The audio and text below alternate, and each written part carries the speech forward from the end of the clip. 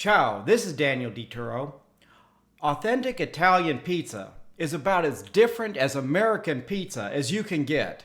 The most popular pizza in the United States is pepperoni, a cheap American invention to replace prosciutto. In this video, I'm making a Sicilian-style vegetarian eggplant-based pizza. This recipe will make two 12 to 14-inch pizzas, but you can cut the recipe in half. You'll need about 1.5 to 2 pounds of homemade or prepared pizza dough. The actual amount will depend on how thin or thick you like your crust. I'm using one large eggplant weighing a little over 1 pound. You can use any variety of eggplant for this recipe. About 2 tablespoons of olive or vegetable oil, about 1 cup of homemade or prepared tomato sauce, about 8 ounces of fresh or firm mozzarella. You can cut calories and saturated fat by using less mozzarella. About 4 ounces of olives, halved or sliced. You can use any variety in this recipe, or use a combination of different olives. About 1 tablespoon of rinsed and drained capers.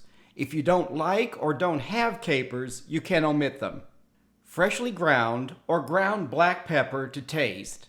For a little heat, red pepper flakes to taste if desired. And finally, about 1/4 cup of grated Pecorino Romano cheese. You can substitute Parmesan cheese if desired.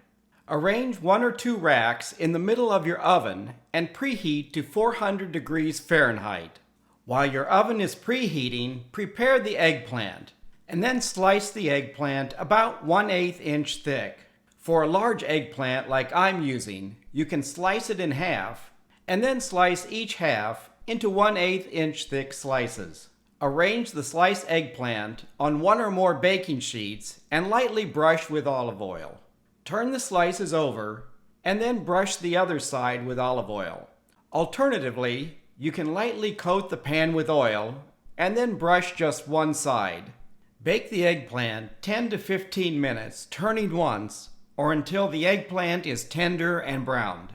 While the eggplant is baking, you can prepare the remaining ingredients. I'm using a mozzarella press purchased in Italy, similar to a potato ricer, to prepare the fresh mozzarella. If you don't own a mozzarella press, you can use a sharp knife to cut fresh mozzarella into thin slices. This step is unnecessary when using firm mozzarella that you can buy pre-shredded or shred using a cheese grater. If you haven't already done so, position a rack on the lowest level of your oven. Use an oven mitt or heavy towel to prevent burns. Increase the oven heat to 425 degrees Fahrenheit. Prepare the crust by stretching it to fit the size of your pan. Try to form as even a crust thickness as possible. If the dough is cold and you experience excess springback, let it rest for 5 to 10 minutes and then begin stretching again. To prevent the crust from becoming soggy and overcooking the mozzarella cheese, I start by arranging the mozzarella on the crust. You can begin with the tomato sauce if desired. I spoon on the tomato sauce and then use the back of the spoon to distribute it across the pizza. Arrange the baked eggplant over the pizza. If your eggplant just came out of your oven, use a fork to transfer the hot sliced eggplant onto your pizza. In this case, the eggplant had cooled enough to handle by hand.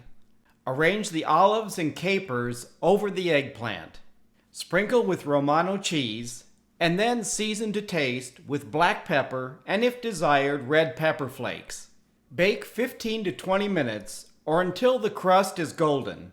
1/4 of a 12 or 14-inch pizza has about 430 calories, 5 grams of saturated fat, 480 milligrams of sodium, 5 grams of fiber, and 15 grams of protein. Compared to an equivalent serving of pepperoni pizza, the calorie savings comes from less carbohydrates and protein. Total calories from fat is the same, but there is 30% less saturated fat. Pizzas made with homemade dough can be significantly lower in sodium. While this pizza provides less protein, there are healthier sources of protein than high-sodium sausage and pepperoni. If you have any questions about this video, please leave a comment. Thank you for watching, and buon appetito!